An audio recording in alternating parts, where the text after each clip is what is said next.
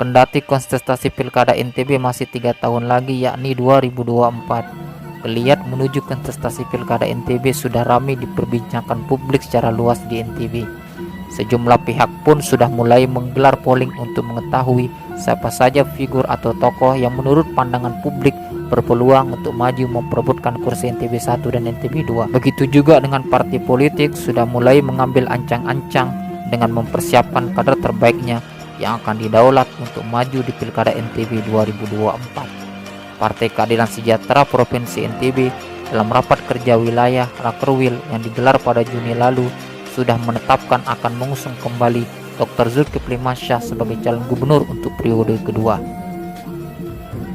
Partai Demokrasi Indonesia Perjuangan PDIP NTB juga dalam rakerdanya beberapa waktu lalu sudah memutuskan akan menjagokan kader terbaiknya, yakni Bupati Kabupaten Sumbawa Musafirin sebagai calon gubernur atau calon wakil gubernur. Beberapa kepala daerah dan juga mantan kepala daerah sudah menyatakan akan maju bertarung di Pilkada NTB 2024. Di antaranya Bupati Bima Indah Damayanti Putri, Bupati Lombok Timur Sukiman Azmi, Bupati Lombok Barat Fauzan Halik. Beberapa mantan kepala daerah juga berkeinginan untuk maju kembali di Pilkada NTB 2024. Di antaranya mantan Bupati Lombok Tengah Suhaili dan mantan Wali Kota Mataram Ahyar Abdu. Dari perkembangan dinamika politik yang ada menuju Pilgub NTB 2024, apakah figur atau tokoh lama yang bertarung di Pilkada NTB masih didominasi tokoh lama atau kandidat lama, ataukah akan muncul figur-figur baru yang akan mewarnai kontestasi Pilkada NTB 2024? Dan hal ini akan kami ulas dan diskusikan.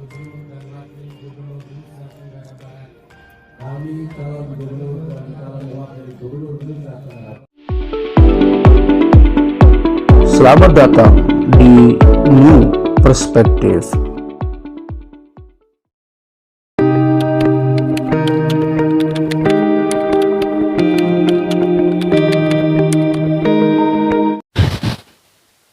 Ya, kembali lagi ke News Perspective. Assalamualaikum warahmatullahi wabarakatuh. Bersama saya Ahmad Yani dan telah hadir juga dengan setia Pak Dr. Saiful Hamdi, dosen Universitas Mataram. Bagaimana kabar Pak Dokter? Alhamdulillah Mas Yani, kabar baik. Ya, kali ini dengan Pak Dr. Saiful Hamdi kita akan mencoba membedah atau meneropong terkait dengan kontestasi di Pilkada NTB 2024. Kita tahu sendiri bahwa Pilkada NTB ini akan digelar 2024 begitu. Tinggal 3 tahun lagi, meski memang pemerintahan Zurohmi ini berakhir September 2023 begitu. Artinya kalau kita ukur dari sekarang September saat ini bahwa pemerintahan Zurohmi menyisakan waktu 2 tahun lagi begitu. Nah, meski memang Pilkada NTB masih 3 tahun lagi, tetapi memang geliat dari Pilkada NTB ini sudah mulai hangat begitu. Artinya atensi publik sudah mulai cukup tinggi terhadap berbicara terkait dengan kontestasi Pilkada NTB ini begitu.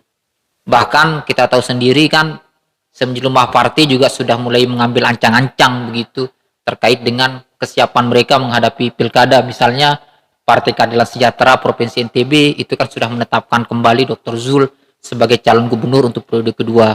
Begitu juga dengan Partai Demokrasi Indonesia Perjuangan PDIP dalam rakerdanya juga beberapa waktu lalu itu sudah menetapkan Bupati Kabupaten Sumbawa Barat Pak Musyafirin sebagai calon gubernur maupun calon wakil gubernur.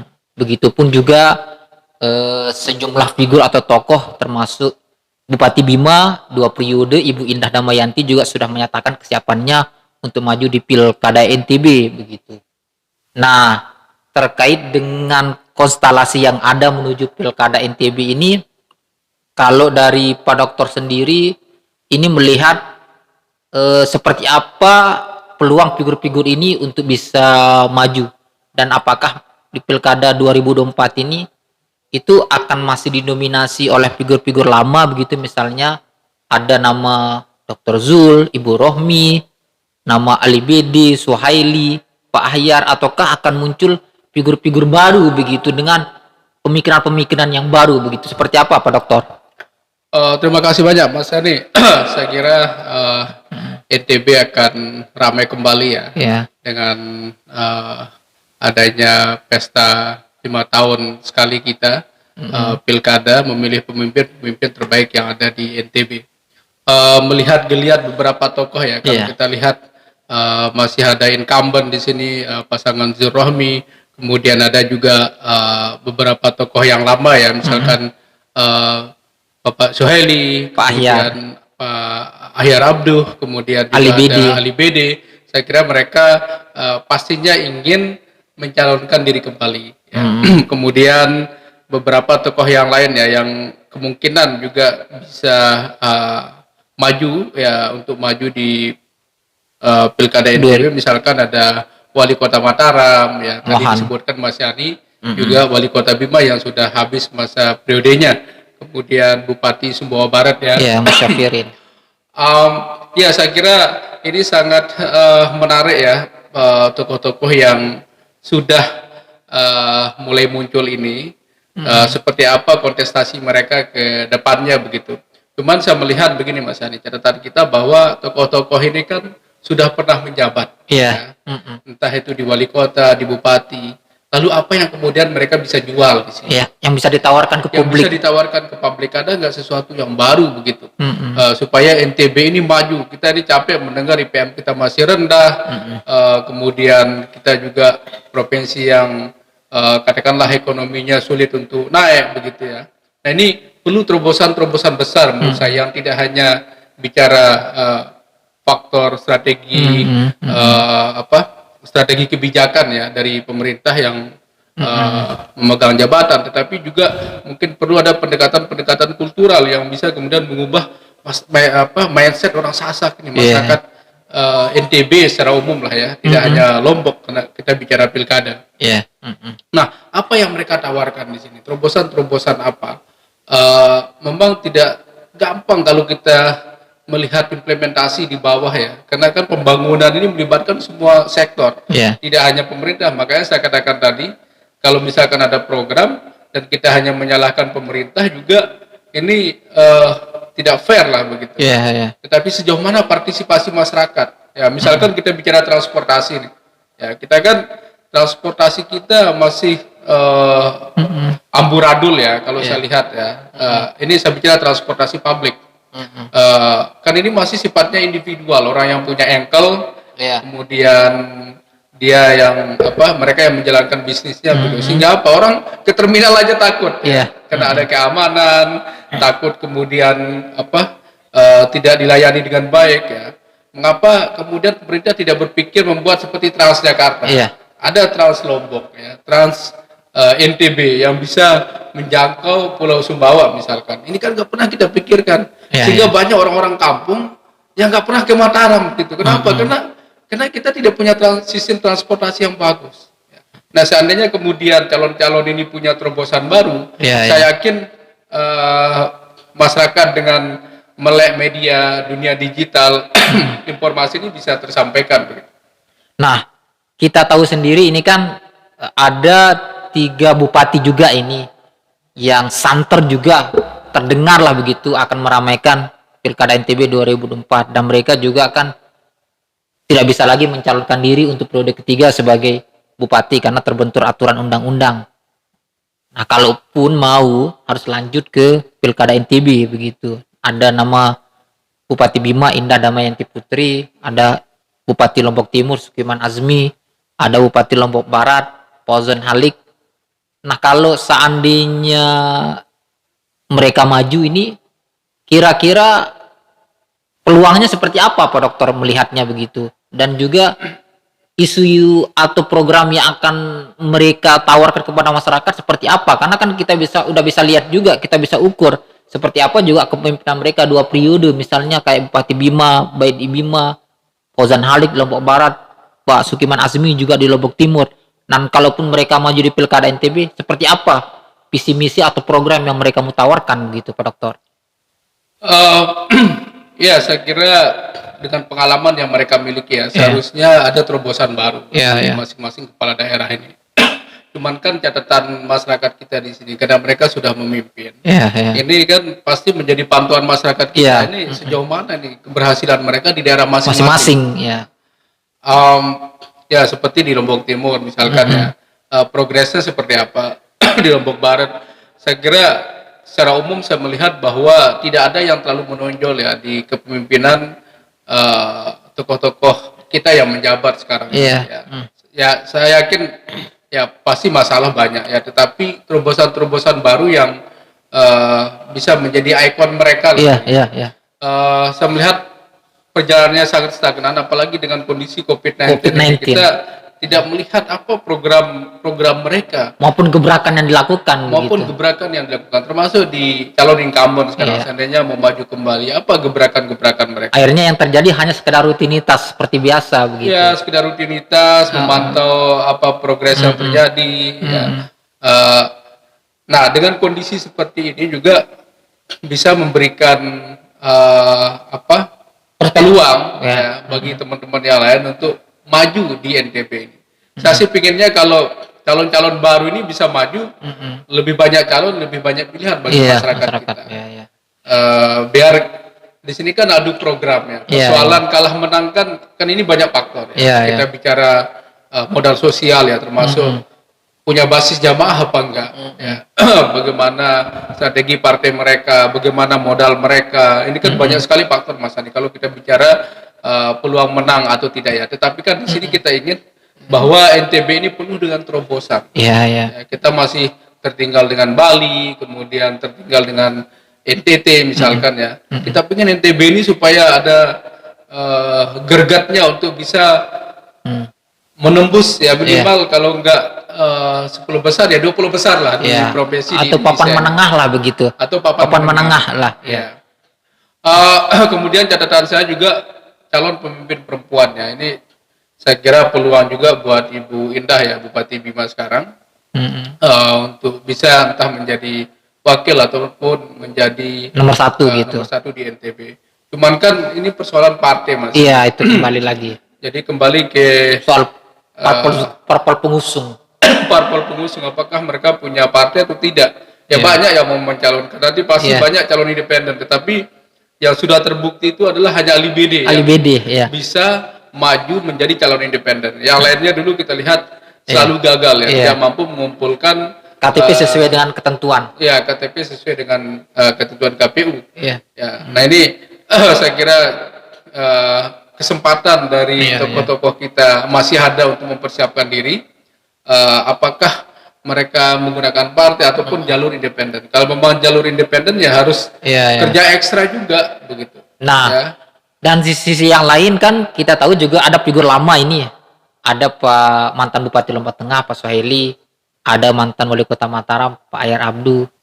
Nah, ketika maju di Pilkada NTB 2018 mereka masih menjabat. Ahyar masih menjabat sebagai Wali Kota, Suhaili masih menjabat sebagai Bupati Lombok Tengah. Dan ketika 2024 mereka kan tidak menjabat lagi di sini. Mereka bahkan sudah tidak menjabat lagi. Nah, peluang mereka untuk maju seperti apa Pak Dokter melihatnya? Baik dari peluang meraih dukungan partai maupun kekuatan dukungan finansial. Karena bagaimanapun kita nggak bisa nafikan bahwa kos politik untuk pilkada ini kan cukup besar. Minimal untuk maju sebagai calon gubernur itu kan orang harus menyiapkan minimal 60 miliar setahu saya begitu.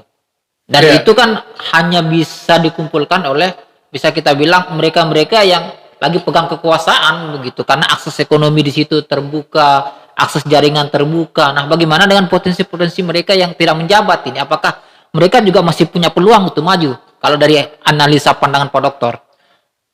Ya, tokoh-tokoh tadi punya nama besar ya. Artinya mereka juga menjadi bagian dari ikon di daerah masing-masing. Kayak misalkan Pak Ahyar Abdu ya, beliau siapa yang nggak kenal beliau di Mataram. Kemudian Suhaili yang menjabat 2 kali, beliau sangat kental dengan Lombok Tengahannya. Ali BD Lombok Timur. Ali BD Lombok Timur. Saya melihat mereka masih punya potensi untuk maju ya. Tetapi persoalannya sekarang kan mengenai partai dan logistik ya yang mereka punya. Di negara-negara maju, ketika ada kontestasi politik, biasanya mereka melakukan apa ya, semacam dukungan amal begitu ya, dari masyarakat untuk mendukung politik mereka. Cuman kan di Indonesia kan terbalik gitu. Justru kita yang memberikan amal ke masyarakat kan. Jadi kesempatan masyarakat untuk minta uang, sehingga kos politik itu sangat besar di Indonesia nih, termasuk di bagian pilkada ya. Jadi pemerintah harus menyiapkan berapa, calon-calon menyiapkan berapa yang harus dihabiskan. Ya, belum kita bicara terkait dengan mahar kepada partai. Belum bicara. Ya, belum kita bicara terkait dengan kebutuhan untuk kampanye, sosialisasi, terus dan berbagai kebutuhan-kebutuhan lainnya. Ya, saya kira alternatifnya memang calon independen ya. Tapi ini kan juga tidak gampang. Calon kosnya juga cukup besar. Kosnya cukup besar, tetapi kan kalau bicara independen, kita kan dia bersentuhan langsung dengan votersnya begitu, pemilihnya. Ketika misalkan dia minta KTP, seandainya ada kontribusi balik misalkan berapa yang dikasih, tetapi kan setidaknya udah ada komunikasi dibanding orang menggunakan partai politik ya. Kalau partai kan lebihnya itu bahwa mereka sudah ada mesin partainya, tetapi belum tentu dia menyentuh masyarakat yang menjadi voters mereka begitu. Nah, persoalannya di sini adalah dengan komposisi 13 suara ya, untuk mencalonkan pasangan calon dari 13 kursi, ya. 13 kursi. Kalau di NTB berapa Mas ini jadinya? Kira-kira idealnya calon? Idealnya kalau dari partai itu kemungkinan karena kalau kita mengacu kepada hasil pemilu 2019, karena besok kan yang akan menjadi patokan itu hasil pemilu 2024. Karena memang pemilu legislatif itu bulan Februari dan pilkada itu November. Nah, hasil dari pemilu legislatif 2024 itu akan menjadi acuan untuk mengusung paslon. Nah, kalau kita bicara NTB ini masih sih dengan jumlah 13 kursi gitu. Nah, kalau kita melihat komposisi yang ada di DPR saat ini hasil 2019 ini dengan 13 kursi, ya minimal kalau partai-partai ini kan tidak ada yang bisa mengusung sendiri, harus berkoalisi. Kalau melihat koalisinya ya kemungkinan bisa mengusung 4 paslon gitu. 4 paslon 4 paslon dari 56 kursi yang ada di DPR provinsi. Jadi bisa terbentuk kira-kira 4 paslon lah. 4 paslon. Iya, kalau mengacu pada hasil Pilkada 2024, ya artinya kan nggak bisa kita petakan sekarang saat ini karena belum terjadi. Ya, karena belum terjadi, tetapi sudah bisa tergambar misalkan Golkar udah bisa mencalonkan lah ya. Iya, 10 kursi dia butuh tinggal 3 kursi lagi. Tinggal 3 kursi lagi. Kita bicara PDIP, PKS, kemudian nanti mungkin Gerindra, ada Demokrat, Nasdem, kemudian Gerindra 4 calon lah ya, yang akan maju. Anggaplah calon independen kalau bisa 2, kita harapkan bisa 2 ya, sehingga ada 6 calon paslon yang akan maju di kontestasi Pilkada NTB. Nah, kalau kita bicara potensi usungan di partai ini kan kita tahu ini sejumlah partai sudah mulai menyatakan sikap begitu terkait dengan figur yang mau diusung. Misalnya PKS itu sudah pasti akan mengusung kembali Dr. Zul, dan PDIP NTB menjagokan Bupati Kabupaten Sumbawa Barat Musyafirin dan juga kadernya begitu. Dan partai-partai yang lain kan masih terlihat belum mengambil sikap, walaupun memang mereka sudah ancang-ancang. Demokrat gimana Demokrat? Nah, Demokrat ini kan belum mengambil sikap begitu. Tetapi kan ada sejumlah partai memang yang punya kader potensial lah begitu untuk diajukan. Nah, misalnya kalau kita bicara Golkar ini kan kita tahu partai pemenang 2019 dan kadernya menjadi ketua DPR. Nah, dan sejarahnya Golkar ini kan selalu mengusung ketua DPD-nya. Nah, pada saat ini kan Mohan menjadi ketua DPD. Dan pada pilkada-pilkada sebelumnya pun Golkar selalu mengusung ketua DPD-nya. Pilkada 2018 Suhaili, terus pilkada sebelumnya kan ada juga Pak Srinate ketua Golkar juga begitu. Peluang Mohan untuk maju seperti apa kalau melihat Bang Saiful Hamdi, apalagi dia punya partai besar begitu sebagai ketua DPD Golkar begitu? Ataukah memang Mohan akan tetap memilih maju di pilkada Kota Mataram karena besok ini pilkada itu akan digelar serentak. Jadi pilkada gubernur, pilkada wali kota, pilkada bupati. Jadi Mataram kan juga ya masuk di bersamaan semuanya. Jadi kan tentu tidak mungkin kita akan maju di 24 begitu. iya. Iya, dengan kondisi ini kalau analisa Pak Dokter, Mohan akan maju di pilkada NTB untuk menyelamatkan marwah partai, ataukah tetap akan dengan peluang menang, bisa kita bilang ya mungkin 50-50 lah, tapi maju di pilkada kota Mataram tapi dengan peluang menang cukup besar untuk periode kedua begitu. Tapi kita nggak tahu Golkar akan usung siapa begitu, ataukah Golkar akan mengusung Ibu Dinda atau seperti apa?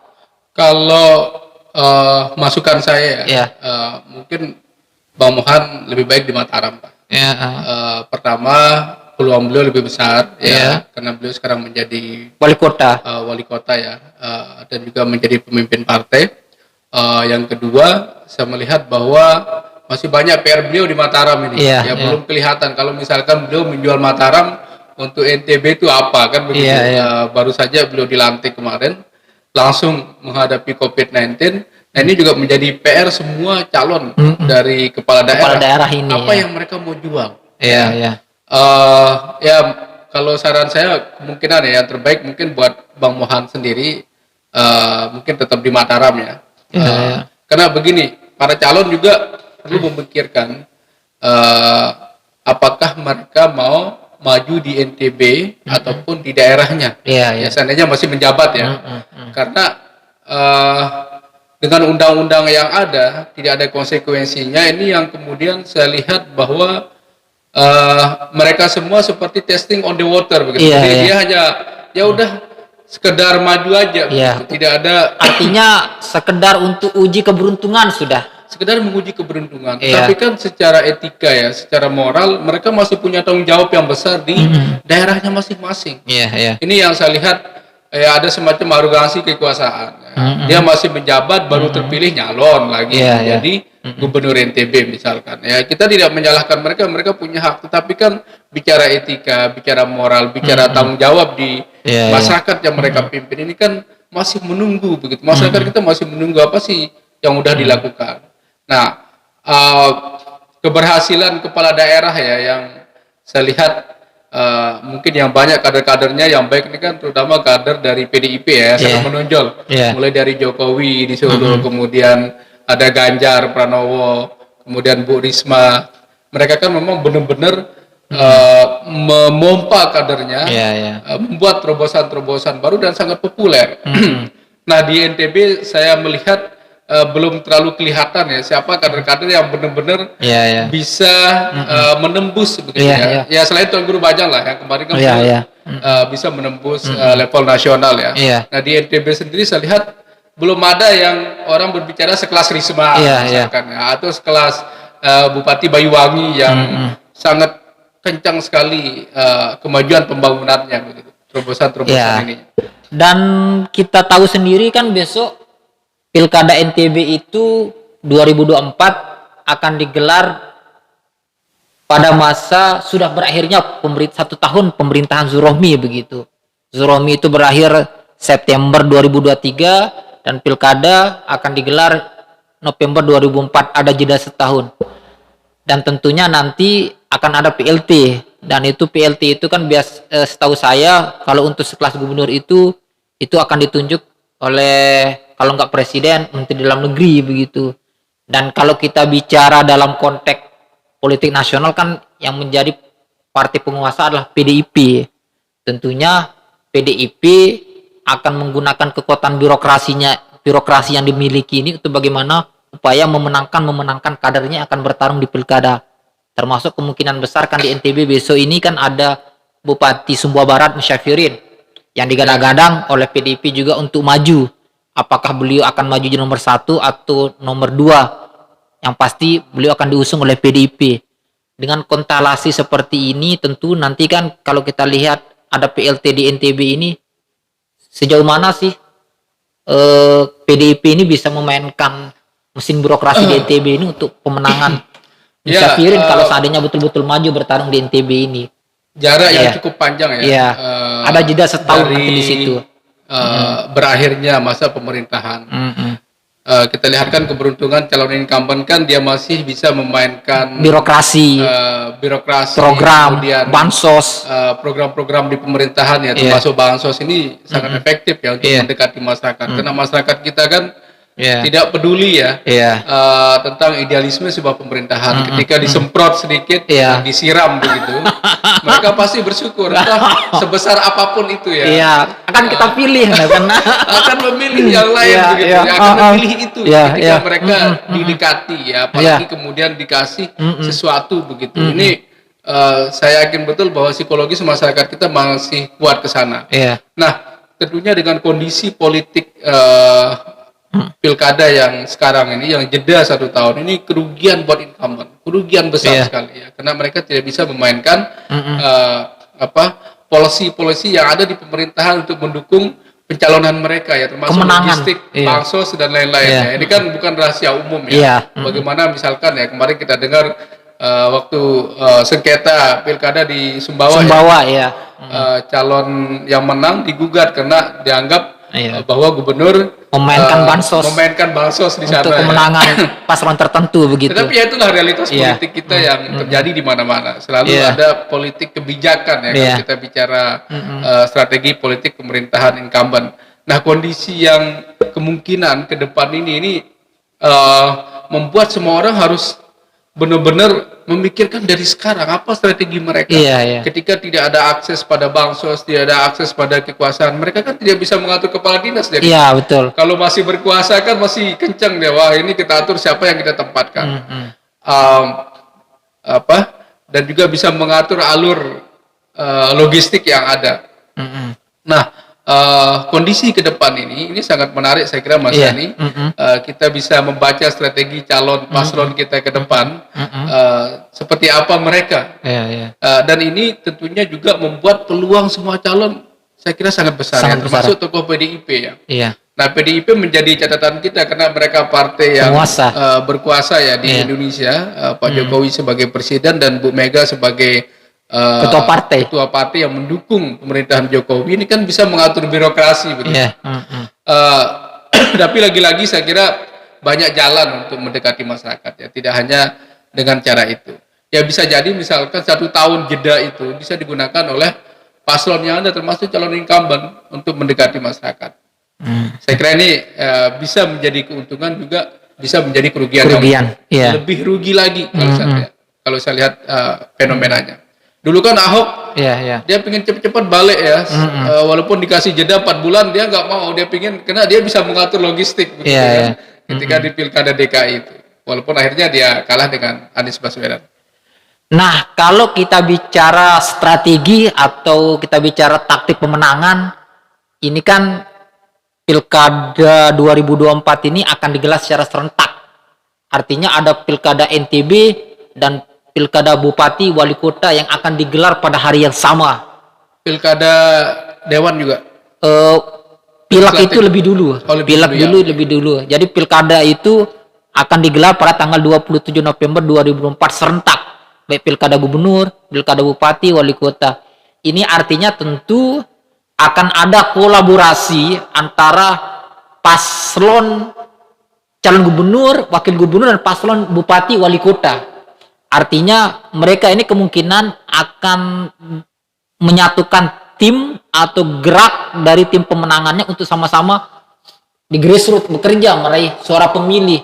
Nah, seperti apa kalau Pak Dokter melihat nanti kerja-kerja tim pemenangannya seperti apa begitu dengan adanya kontestasi pilkada secara serentak ini begitu?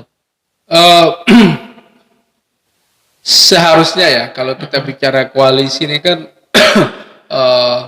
mulai kalau bisa terarah dari pusat ya, bisa ke daerah. Tetapi kan dinamikanya berbeda. Belum tentu koalisi di pusat, di daerah juga akan sama begitu. Ya akan sama. Ini menjadi saya tidak tahu bagaimana seorang pemimpin partai menegosiasikan kepentingannya begitu. Misalkan kayak di Jakarta ya, misalkan PDIP bersama partai PSI ya. Yang anak muda itu PSI, Partai Solidaritas Indonesia. Ya, yang kemudian melakukan hak interpelasi.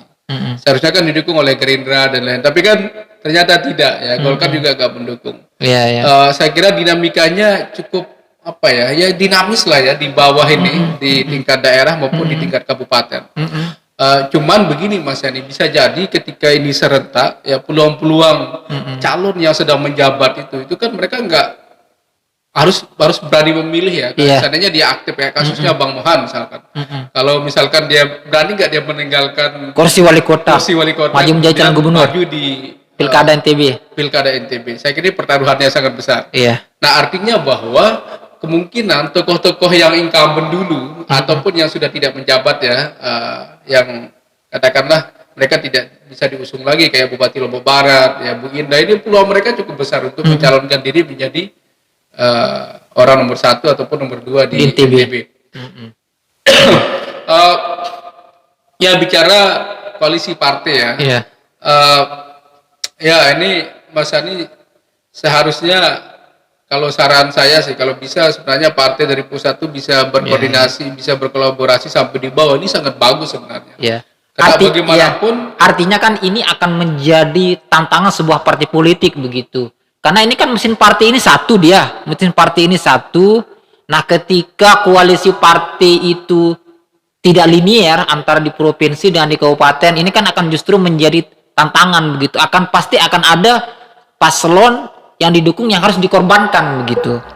Karena tidak bergerak secara linearnya mesin partai itu. Nah, terkecuali kalau mesin partai itu bergerak secara linear, artinya dukungan yang sama dari pilkada NTB sampai pilkada kabupaten kota. Tetapi pada faktanya kemudian kalau kita mengacu pilkada sebelumnya kan banyak yang tidak linear, sehingga ada paslon-paslon yang diusung partai tapi tidak optimal dimenangkan karena lebih fokus kepada paslon tertentu yang memang diusung begitu, apakah itu di pilkada gubernur maupun di pilkada bupati.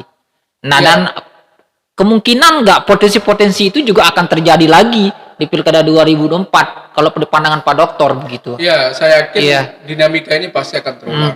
Kalau misalkan bahwa linearitas koalisi kepartean itu tidak bisa dijaga mulai dari tingkat pusat sampai kemudian tingkat provinsi ataupun di daerah. Seharusnya kalau bisa dijaga ini saya kira pertama bisa memperkuat suara ya, pengumpulan suara dari baik calon di NTB 1 maupun di NTB 2 di Lombok ya, di kabupaten maksud saya.